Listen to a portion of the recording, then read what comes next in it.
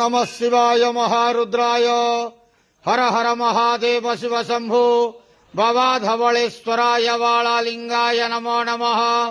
दीपं यदि परं ब्रह्म दीपं यदि जनार्दनः दीपहरतु मे पापो पूजा दीपनमस्तु ते। धवलेश्वर वालालिंग महाप्रभु संसार सुखी रखंतु। आज मार्गशीर मासर शुभ गुरुवार रे समस्त श्रद्धालु भक्त मानक आशीर्वाद करंतु। मनस्कामना पूर्ण करंतु। कर्म क्षेत्र उन्नति करंतु।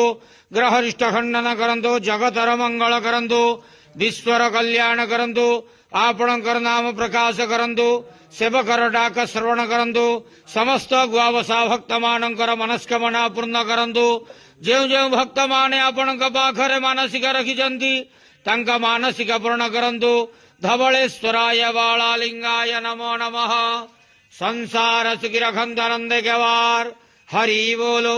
आज मार्गशीर मासर शुभ गुरुवार रे समस्त श्रद्धालु भक्त मानक आशीर्वाद करंतु आनंद केवार हरि बोलो।